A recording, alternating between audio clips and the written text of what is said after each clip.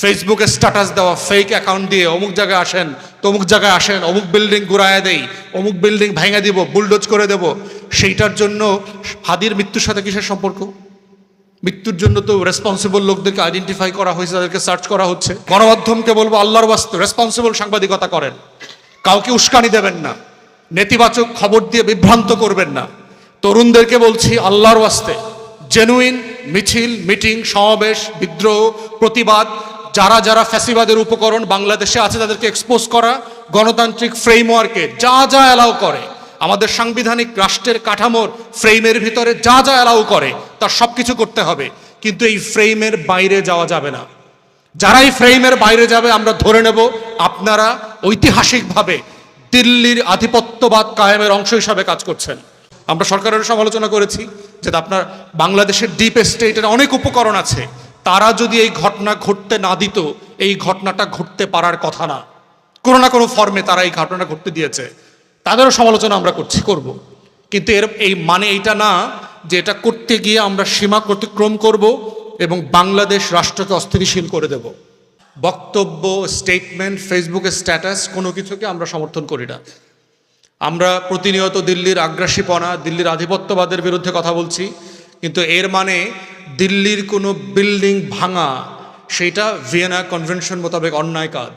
ঠিক একইভাবে যেভাবে আগরতলায় বাংলাদেশের অ্যাম্বাসিতে অ্যাটাক করাকে আমরা সমর্থন করি না, ঠিক একইভাবে দিল্লির আধিপত্যবাদের বিরুদ্ধে সোচ্চার থাকার পরেও দিল্লির হাই কমিশনে ঢিল মারা, সেখানে ঢুকে ধ্বংস করে দেবার হুমকি অথবা অন্য কোনো রাষ্ট্রের টেরিটোরিয়াল সভরেন্টিকে চ্যালেঞ্জ করার রাজনীতিতে আমরা বিশ্বাস করি না।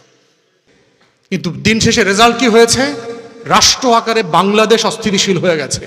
যেই বাংলাদেশটা যুদ্ধ দরকার ছিল সবাই মিলে বিনির্মাণের কাজটা করা, লড়াইটা করা, সেই লড়াইটা এখানে হয় নাই। এবং এর পেছনে অবশ্যই আওয়ামী ফ্যাসিবাদ দায়ী, মুজিববাদ দায়ী, কোনো সন্দেহ নাই। আপনারা বাংলাদেশ রাষ্ট্রকে অস্থিতিশীল করবার চেষ্টা করছেন এবং যেটা গণ অভ্যুত্থানের স্পিরিটের মধ্যে না। আপনারা এস আলমের সাথে শেখ হাসিনার মিটিংয়ের কথা জানেন, 4,000+ কোটি টাকা ইনভেস্ট করা হচ্ছে শুধুমাত্র বাংলাদেশটাকে অস্থিতিশীল করবার জন্য, অরাজকতা তৈরি করবার জন্য। অতএব এই যে যত ভাঙচুর দেখছেন, এই ভাঙচুরের মধ্য দিয়ে ইনকিলাব আসলে জিন্দাবাদ হবে না। এইটা হচ্ছে ভারতের রাজনীতি, দিল্লির আধিপত্যবাদের যে উস্কানি, সেইটা সফল হওয়ার সম্ভাবনা বেশি হবে। মুক্তিযুদ্ধের পরে আপনারা জানেন যে ছাত্রলীগের সম্মেলনকে ঘিরে ফ্র্যাকশন তৈরি হয়। শেখ মুজিব কোন অংশের ছাত্রলীগের প্রোগ্রামে যাবেন, শেখ মুনির অনুসারী ছাত্রলীগের কাছে যাবেন না দাদাভাই সিরাজুল আলম খান তাদের অনুসারী ছাত্রলীগের ওখানে যাবেন, সেটাকে কেন্দ্র করে ছাত্রলীগ ভেঙে সেখান থেকে জাসদের জন্ম হয়।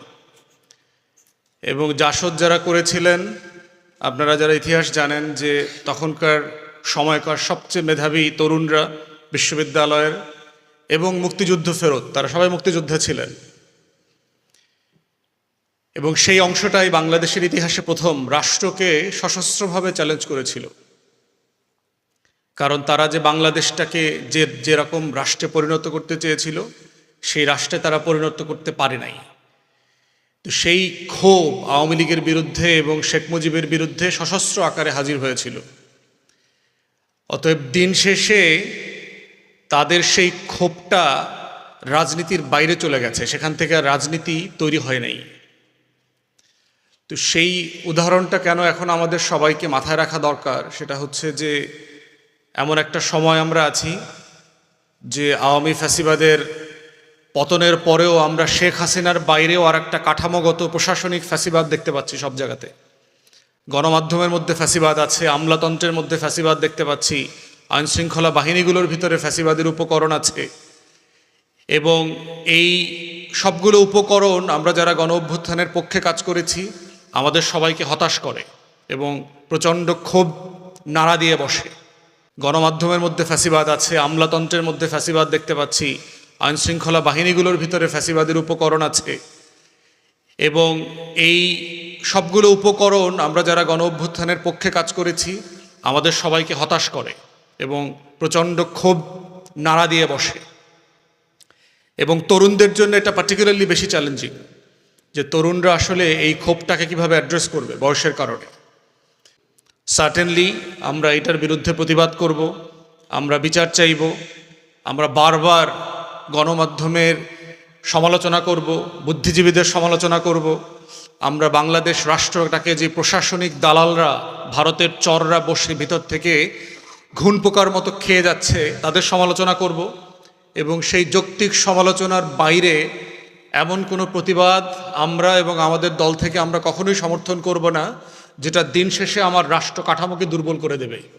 যেই রাষ্ট্রকে আমি বিনির্মাণ করতে চাই, যেই রাষ্ট্রকে আমি তৈরি করতে চাই, যেই রাষ্ট্রকে আমার জনগণের করতে চাই, সেই করাটার মধ্যে হোঁচট খেতে হবে এমন কোনো কাজ, বক্তব্য, স্টেটমেন্ট, ফেসবুকের স্ট্যাটাস কোনো কিছুকে আমরা সমর্থন করি না।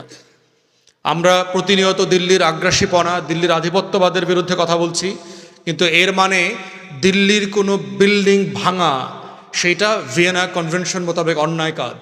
ঠিক একইভাবে যেভাবে আগরতলায় বাংলাদেশের অ্যাম্বাসিতে অ্যাটাক করাকে আমরা সমর্থন করি না, ঠিক একইভাবে দিল্লির আধিপত্যবাদের বিরুদ্ধে সোচ্চার থাকার পরেও দিল্লির হাই কমিশনে ঢিল মারা, সেখানে ঢুকে ধ্বংস করে দেবার হুমকি দেয়া অথবা অন্য কোনো রাষ্ট্রের টেরিটোরিয়াল সভরেন্টিকে চ্যালেঞ্জ করার রাজনীতিতে আমরা বিশ্বাস করি না। অতএব রাজনীতিটা একটা সেন্সিবল জায়গাতে আমার এই পলিটিক্সটা করতে হবে। কোথায় প্রতিবাদ করতে হবে, কার বিরুদ্ধে প্রতিবাদ করতে হবে, কোন ভাষা এবং কোন মাত্রায়, সেই মাত্রা জ্ঞানটা থাকার মধ্যেই হচ্ছে রাষ্ট্রের নাগরিক হয়ে ওঠা, রাজনৈতিক দল আকারে, ব্যক্তি আকারে সচেতন ভূমিকা পালন করার দায়। এবং এই দায়টা সবসময় বেশি থাকে যখন রাষ্ট্র একটা ক্রিটিক্যাল জায়গাতে থাকে, একটা ক্রান্তি লগ্নে থাকে।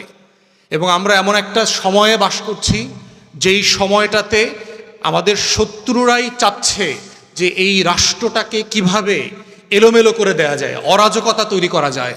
আপনারা এসালমের সাথে শেখ হাসিনার মিটিংয়ের কথা জানেন, 4000+ কোটি টাকা ইনভেস্ট করা হচ্ছে শুধুমাত্র বাংলাদেশটাকে অস্থিতিশীল করবার জন্য, অরাজকতা তৈরি করবার জন্য।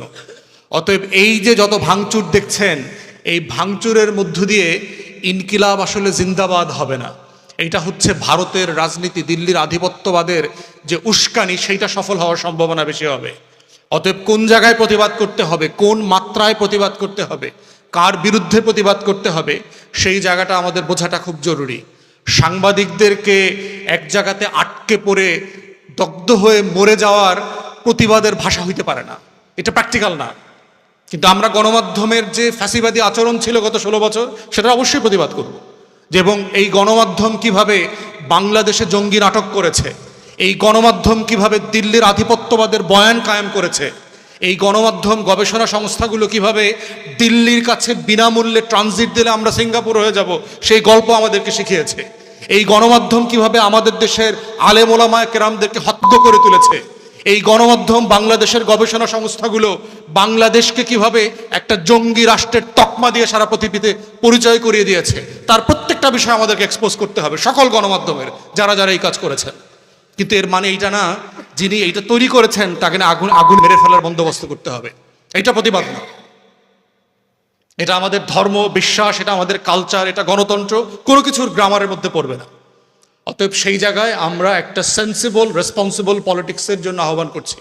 বাংলাদেশের এই ক্ষুব্ধ আজাদির পক্ষের তরুণদেরকে আমরা আহ্বান করছি, আল্লাহর ওয়াস্তে আপনারা, তোমরা সবাই মিলে আসেন। আমরা আজাদির লক্ষ্য হচ্ছে বিনির্মাণ, সাম্য, মানবিক মর্যাদা, সামাজিক সুবিচার, তার ভিত্তিতে একটা বাংলাদেশ তৈরি করবার লড়াই। সেই লড়াইটা শুধুমাত্র একটা বিল্ডিং ভেঙে দিয়ে হবে না, এই লড়াইটা মগজের লড়াই, এই লড়াইটা ভাষার লড়াই, বয়ানের লড়াই, এই লড়াইটা বুদ্ধিভিত্তিক চর্চার লড়াই, এই লড়াইটা অন্যের থেকে ভালো গণতান্ত্রিক রাষ্ট্র বিনির্মাণের লড়াই, এই লড়াইটা অন্যদের তুলনায় ভালো, সৎ, ভালো নাগরিক হবার লড়াই। এবং সেই লড়াইটাই হলো আজাদির এসেন্স। এবং এর বাইরে থেকে যা কিছু করা হবে আমরা ধরে নেব আপনারা এইজেন্ট প্রভোকেচিও, আপনারা বাংলাদেশ রাষ্ট্রকে অস্থিতিশীল করবার চেষ্টা করছেন, এবং যেটা গণ অভ্যুত্থানের স্পিরিটের মধ্যে না।